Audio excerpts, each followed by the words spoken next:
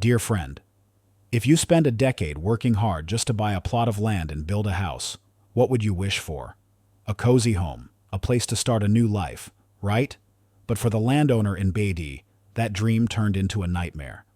On the very first day of construction, the workers were horrified to uncover a decomposed woman's body bound at the wrists and ankles beneath the foundation. She was wearing a red dress with twigs stuffed in her mouth, clear signs of a brutal murder. The police acted immediately, but the deeper the investigation went, the more mysteries emerged. A missing bride days before her wedding, a family silent for 5 years, and an unexpected culprit living nearby. Follow this story to uncover the horrifying secret behind this seemingly innocent plot of land. Please like, share, and subscribe so you don't miss more shocking cases. And early morning, August 17, 2020. The mist lay thick in the air, yet the heat was stifling. Ethan Tran, 35. A civil engineer had just purchased a 90-square-meter lot on Truong Van Coo Street after years of saving. That morning, a crew of 4 began digging the foundation for his dream home. Ethan watched the excavator sift through layer after layer of soil, excitement in his eyes. He had bought the land from a middle-aged woman named Helen Duong, who was in a hurry to sell before moving to Canada with her son. Priced 15% below market rate, it felt like a stroke of good fortune. Around 10:15 a.m., a construction worker shouted an alarm from the far end of the site. Ethan ran over and peered into the shallow 1-meter-deep pit. He saw decomposed limbs emerging, green nylon rope still wrapped around them. Soon after, dark red fabric like a dress was unearthed. The crew stood frozen. A pungent, foul odor filled the air, a smell of decay. Ethan pulled out his phone and called the police. By 10:45 a.m., B.ody City Police, working with Kim Din Precinct, arrived and sealed off the scene. Forensic officers and detectives came next. Lieutenant Colonel David Pham, Deputy Commander of the Criminal Investigation Unit, led the operation. After nearly 2 hours of work in the 1-square-meter pit, they retrieved the remains of a woman bound hand and foot, twigs still lodged in her mouth, her skull crushed. Nearby were a pair of high heels, a decayed women's purse, and a gold necklace. Preliminary forensics concluded the victim had been dead for 4-6 years, most likely from severe head trauma. The position of the body indicated murder, not suicide or accident. The pit was hand-dug, hastily covering the body. One forensic specialist whispered this to a colleague. She wore a red dress, perhaps for a party or wedding. Lieutenant Colonel Pham noted this in his log and ordered a check of missing person records in the area from 2015 to 2016. Unbeknownst to anyone, a mysterious disappearance 5 years earlier in Kim Din Precinct was about to resurface, tied to that red dress. On August 18, 2020, the day after the discovery, Lieutenant Colonel David Pham reviewed missing persons cases from 2015-2016 in the precinct's small conference room. Many names were cross-checked, but only one match stood out. Hannah Nguyen, born 1992, vanished on September 18, 2015, just hours before her wedding. She lived with her mother on Hung Vuong Street, Kim Din, a kind-hearted spa worker. Her fiancé, Peter Pham, born 1987, was the only son of the owners of a prominent jewelry store in the area.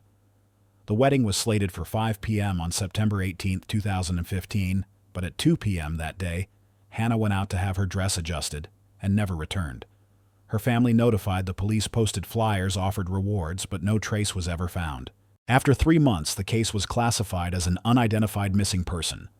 Oddly, Peter's family quickly halted the wedding, closed their store, and moved away months later. Hannah's mother, Grace Nguyen, stayed behind, living quietly and withdrawn.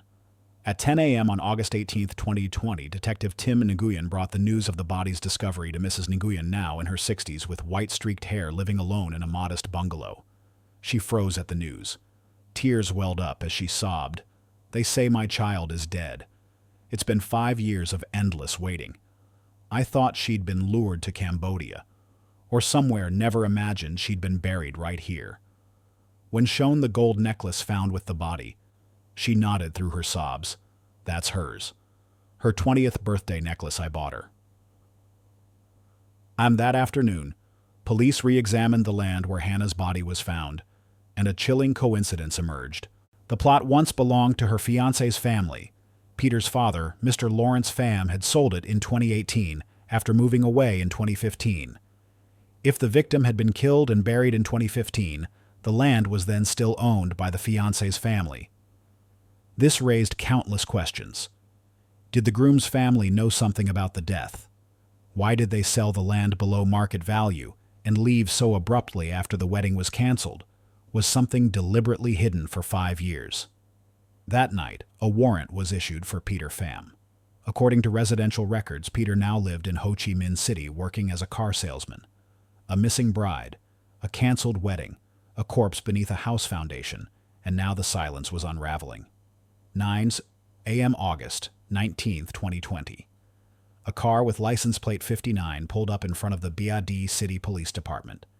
Peter Pham, the man once seen smiling next to Hannah Nguyen in their pre-wedding photos, stepped out. Now 33 years old, he wore a proper vest and had a fair complexion with a scholarly look, but his eyes seemed evasive. On the second floor of the station, Lieutenant Colonel David Pham, head of the investigation unit, placed a file with crime scene photos in front of Peter. "Mr. Pham," he said, "this female body was discovered on land your family owned until 2018. Preliminary evidence suggests it's Hannah Nguyen, your former fiancée, who went missing in 2015. Do you have anything to report?" Peter paused, then shook his head. "I honestly don't know anything. I still don't understand how she disappeared. I called her, endlessly searched everywhere. My family assumed she ran away, so we canceled the wedding. Did you know she was tied up, had twigs stuffed in her mouth, and buried on your land?" David interrupted. "Investigations show she left her house at 2:00 p.m. to go to the bridal shop but never arrived. Nearby security footage showed a red scooter carrying her out of the alley. The driver was male wearing a white dress shirt. Do you know who had a red scooter back then?" "I did, but I'd lent it to a friend named Long," Peter replied. "Long was an old classmate. He used to visit sometimes." Investigator Tim Nguyen immediately jotted down Long Pham and sent a team to verify. At 11:30 a.m., they reached Long Pham Huang's residence in Thang Hat Ward, Vung Tau City, where he worked as a motorbike mechanic. Long had no criminal record, but his answers were vague. When asked about the red scooter borrowed on September 18, 2015, Long hesitated. I did borrow it, but I took it to get repaired that day. I had nothing to do with anything else." His reply was unconvincing. That afternoon, August 19th, a forensic report arrived from the Provincial Forensics Center. DNA from the body matched hair samples from Grace Nguyen, confirming 100% that the victim was Hannah Nguyen. Red paint found on the degraded nylon wrapping her body matched the type used on 2014 Airblade scooters. At the same time, the forensic team flagged an anomaly, a circular dent about 3.5 centimeters in diameter on the skull, likely caused by a blunt object like a hammer handle or metal shovel. The angle of impact suggested the killer struck from behind while the victim was unaware. Investigators quickly pieced together a clearer picture. The victim was lured from her home, likely by someone she knew. She was struck fatally with a heavy object, then bound, gagged, and hastily buried. The killer had access to the property, possibly a key, as the land had temporary fencing at the time. 8:00 p.m. After 6 hours of interrogation, Peter's story began to change. He finally admitted, "Hannah and I had a huge fight that day. I found out she'd been messaging her ex. I was furious, but I didn't kill her. I only asked Long to take her somewhere to scare her straight. I didn't expect—" His voice trailed off. His face turned pale. David clenched his pen. "You didn't expect, or you just didn't want to confess. You thought 5 years underground would bury your sins." Peter remained silent. Suddenly, a young officer rushed in, handing over new photos. They were stills from an old neighborhood security camera on September 18, 2015. In one blurry frame, a man in a white dress shirt, his face indistinct but body resembling Peter's, was pushing a wheelbarrow with a large sack out of a house. August 20th, 2020. That fuzzy image, pulled from an outdated CCTV camera, was among the few surviving pieces of evidence after 5 years. Despite the low resolution, the tall, thin frame and bow-legged walk were hard to mistake. Investigator Tim Nguyen sketched the man and compared him with Long Pham, whom Peter had claimed borrowed the scooter on the day of the murder. Shockingly, the figure matched Long's build, 90%, not Peter's. 10:00 a.m. The team returned to Long's house with an emergency search warrant. The small home was cluttered and smeared with grease. After 40 minutes, they uncovered a hidden item, a broken Nokia phone tucked beneath old roof tiles behind the house. Recovered data revealed 6 final text messages, one of which read, "You better keep quiet. Don't do anything stupid. I don't want to get involved." The sender A number registered to Peter Pham. Connecting all the evidence, the investigators detained Long. Under mounting pressure, he finally bowed his head and confessed everything. "That day, I only meant to take Hannah to an empty lot and scare her, tell her not to embarrass Peter. But she fought back, said she'd cancel the wedding and report that Peter had hit her. I lost control. I grabbed the shovel handle and struck her, then buried her. I was scared, terrified." "Did Peter know at the time?" David asked directly. Long shuddered. "No, he only asked me to talk to her calmly. I didn't dare say anything afterward. But I knew that if I told the truth, we'd both go down." August 20th afternoon. When Peter was confronted with Long's confession, he broke down. "I never wanted Hannah to die. I loved her, but I was too proud. My family pressured me. When Long told me everything, I understood. But I was too afraid to go to the police. I let the truth get buried. And then we sold the land, left B.ody, and tried to forget her. Yes, my father didn't want to get involved. He said, 'She's dead, let her rest. Better that way. If you talk, we all go down.' I've lived like a prisoner every day since." Later that day, Long Pham Hoang was officially charged with murder, and Peter Pham was charged with failure to report a crime. At 9:00 p.m. in the investigation office, Lieutenant Colonel David Pham sat silently before the evidence board. A colleague asked, "So it's over, right?" David shook his head. "Not yet. There's still something bothering me. How did Long know exactly when and where Hannah would be that day? Was someone coordinating this? The investigation can't stop yet." August 21, 2020, early morning. The skies over B.ody were gloomy and heavy with moisture. Inside the Criminal Investigation Unit, David had not left his desk since the night before. Something still didn't sit right, though the confessed killer Long had admitted guilt, and Peter had acknowledged covering it up. One detail haunted David. How did Long, an ordinary man with no influence or money, dare to take a wealthy girl like Hannah to an empty lot, kill her and bury her on land owned by her fiancé's family without fear of getting caught, who helped him erase every trace for 5 years, 9:00 a.m. A team was dispatched to Phuoc Trung Ward to bring in Mr. Lawrence Pham, Peter's father. 10:15 a.m. interrogation room. Lawrence, 64, short and dark-skinned with thinning white hair, was once a well-known construction foreman in B.ody. He understood soil and land better than anyone. When asked about the land sale, he replied calmly, "I sold that plot in 2018. Didn't need it anymore." Why all the questions? David presented 2 images. One was the 2020 crime scene photo. The other, a 2015 underground drainage blueprint from a wall repair permit tied to the property. Records showed Mr. Pham renovated the wall in October 2015, just 2 weeks after Hannah went missing. Strangely, he hadn't built a new wall. He simply poured fresh cement on the ground exactly where the body was found.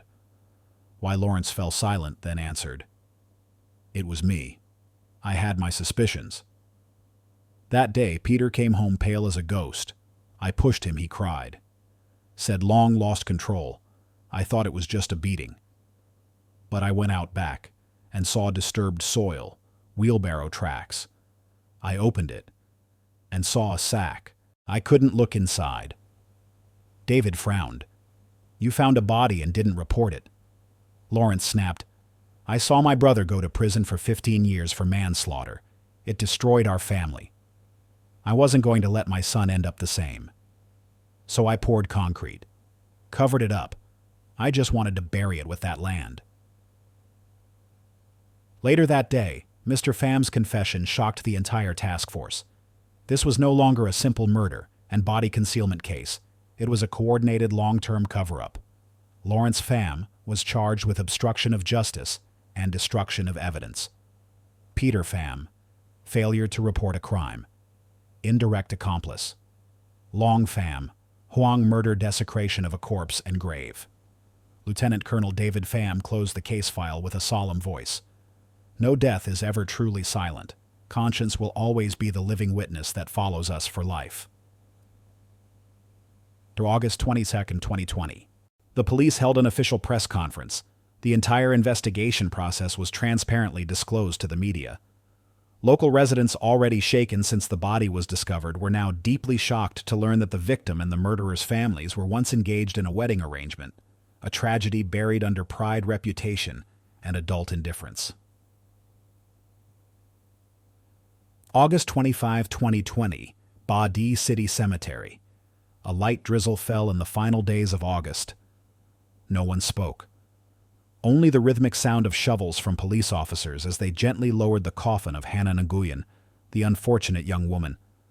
After nearly 5 years beneath the cold earth, she was finally laid to rest with no name, no gravestone.